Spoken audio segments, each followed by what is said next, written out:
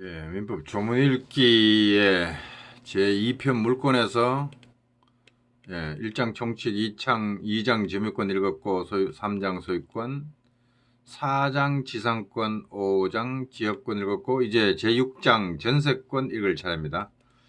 전세권은 제303조 이 밑으로 쭉 지금 전세권 규정들이 나옵니다.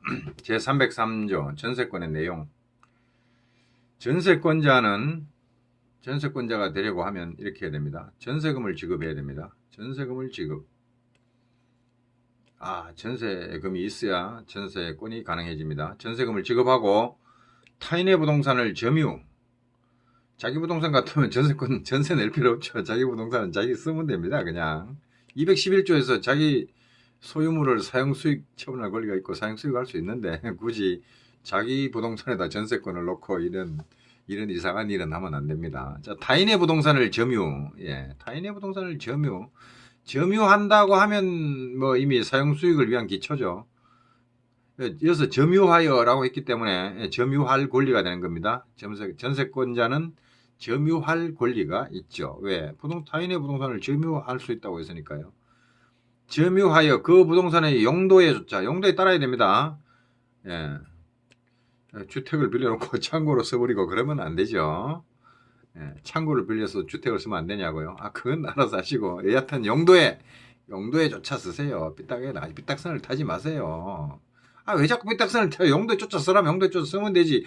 창고에 주택으로 그런 소리 좀 하지 말라니까요.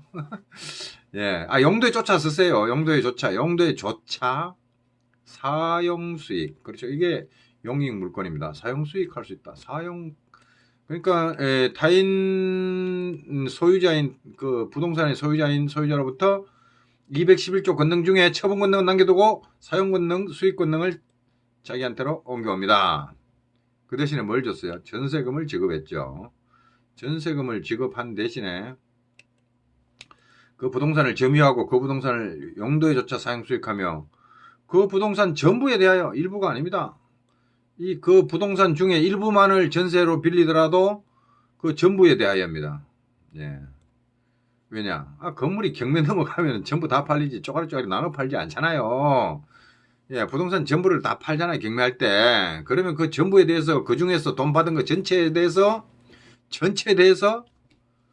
뭐가 있다고? 우선 변제를 받을 권리가 있다. 우선 변제를 받을 권리. 전부에 대해서 우선 변제 받습니다. 전세권이 있고 방 10개 중에 한 개만 빌렸으니까 내 10분의 1 중에서 우선 변제를 받아라. 그런 게 아니라 방 10칸 있는 집을 통째로 다 경매 넘겨가지고 그 나온 돈 전체에서 내가 가장 먼저 우선 변제를 받는다. 이런 얘기를 하는 겁니다. 그 부동산 전부에 대하여 누구보다 후순위 권리자 기타 채권자. 후순위 너 순위 밀리잖아. 순위에서 밀리면 물건은 선순위가 가장 먼저 자기 받을 거 싹 챙기고 남는 것만 후순위한테 밀려갑니다. 나눠 갖는 거 없습니다. 그런 거 없습니다. 물건은. 자, 이게 물건은 평등이 아닙니다. 채권자는 채권자 평등의 원칙이지만, 자, 그러면 쭉 따라서 읽어보죠. 제1항 전세권자는 전세금을 지급하고 타인의 부동산을 점유하여 그 부동산의 용도에조차 사용수익하며, 요거는 이제 전세권이 용익 물건이라 그러죠. 요거를 용익 물건, 사용수익 물건입니다. 이렇게 하다가 사고가 뻥 터졌어요. 전세권 종료됐는데 돈을 안 내줘. 뭘 전세금을 안 내줘. 너 주고 봐. 이거 바로 경매 집어넣습니다. 그래서 그 부동산 전부에 대하여 후순위 권리자 기타 채권자보다 전세금의 우선 변제를 받을 권리가 있다. 자, 이 우선 변제권은 이 담보권에 나오는 건데 전세권에도 이런 우선 변제를 받을 권리가 있기 때문에 이를 두고 요것은 전세권이 두 가지 성질을 지니고 있다. 하나는 뭐냐? 요 담보권성이죠. 담보물권과 같은 성질을 가지고 있습니다. 우선 변제권. 그 다음에 사용수익권을 보면 이 지상권 비슷하게 지상권이나 지역권처럼 용익권능, 용익물권적 성질을 가지고 있고 이와 동시에 우선 변제권, 즉 담보물권적 성질을 가지고 있습니다. 그래서 전세권은 이중적 성격을 가지고 있다. 용익물권성과 담보물권성을 지닌다. 라고 하는 게 판례 입장입니다. 조문 보니까 그렇네요. 사용수익 권능이 있고 우선 변제권, 즉 담보물권성이 있죠. 용익 물권성과 담보 물권성을 다 가지고 있다라고 봅니다. 자, 농경지는 전세권의 목적, 농경지의 전세권을 설정하지 말라는 얘기죠. 예, 이거 우리나라 농업사회였기 때문에 농경지를 중시합니다. 여기 농경지를 세놓지 말라. 이건 뭐 소작제도 금지인가요? 뭐 여하튼 간에 아닌가요? 그 뭐 소작제 그런 거 관계없나 모르겠습니다. 농경지는 여하튼 우리나라 농업사회였기 때문에 농경지에 대해서 말이죠. 소유자도 아닌 자가 예, 경자 유전의 원칙. 예, 농경지는 소유자가 농사를 짓는 게 원칙이다. 이게 경자 유전의 원칙 아닙니까? 헌법에 나옵니까? 예, 모르겠습니다. 자, 어쨌든 농경지는 전세권의 목적으로 농경지 전세권 설정하지 말아야 말이죠. 전세권의 목적, 전세권의 목적물, 전세권의 대상, 전세권의 객체 뭐 이런 똑같은 말입니다. 자, 농경지에 대해서 전세 놓지 마라. 인정 안 해준다. 제2항. 자, 그 다음에 제304조 건물의 전세권, 예, 토지 전세권 말고 건물의 전세권을 가지게 되면은요, 예, 이 전세권이 지상권과 임차권에 대해서도 효력을 미칩니다. 이게 무슨 소리냐? 제1항 타인의 토지에 있는 건물의 전세권을 설정을 했어요. 타인의 토지에 서 있는 그 건물에 내가 전세로 들어가는 거죠. 전세권자가 됐을 때입니다. 아, 저 한 개 빼먹었다. 이거 뭡니까? 이 전세권의 내용은 이런데 이 전세권이 성립하려면은 186조가 있었죠. 예, 여기는 지금 안 나옵니다만은 186조가 뭔가요? 물권 총칙 아닙니까? 모든 물권에 대해서는 이렇다가 물권 총칙에 정해집니다. 모든 물권은 이렇다. 뭐가? 아, 요거 있었잖아요. 186조. 예. 자, 186조가 있죠. 잘 보세요. 지금 물권 총칙입니다. 물권 총칙이라는 것은 물권의 2장, 3장, 4장, 5장 중에 7장 모든 각 장에 다 적용된다. 공통적으로 적용된다 해가지고 물권 총칙에 갖다 놨죠. 그러면 민법 총칙은 뭔가요? 아, 민법 2편, 물권 3편, 채권, 기타 등등 여기 쫙 다 적용된다고 민법 총칙에 갖다 놓은 겁니다. 그럼 민법 총칙도 있고 물권 총칙도 있네. 아, 그렇죠. 예, 물권의 총칙입니다. 그럼 각 물권들은 다 이 규정에 적용을 받습니다. 원칙적으로 어떻게 하는 거죠? 특별 규정이 있으면 그 특별 규정에 따르고 없으면 이게 적용됩니다. 어떻게? 자, 부동산에 관한 법률행위나 부동산에 관한 법률행위, 전세권 설정 계약, 부동산에 관한 법률행위가 아니에요. 법률행위입니다. 계약은 다 법률행위입니다. 그래서 부동산에 관한 전세계약, 전세권 계약, 전세권 설정 계약, 그것은 부동산에 관한 법률행위고 그것으로 인한 물권의 취득, 득실 변경, 취득, 예, 전세권의 취득은 등기하여야 그 효력이 생긴다. 아, 이렇게 되면 이것을 갖다가 물권 변동의 양대 요건에 간다. 물권 변동의 양대 요건은 뭐냐? 부동산에 관한 법률행위를 하는 게 첫 번째 요건이고 등기하는 게 두 번째 요건. 1번 요건, 2번 요건을 합쳐서 두 개의 요건, 2대 요건, 양대 요건. 예, 이렇게 부릅니다. 자, 어쨌든 그러면 전세권이 성립하려면 민법 제 186조에 따라서 뭘 해야 된다고요? 전세권 설정 계약만 맺으면 절대로 전세권이 성립하지 않습니다.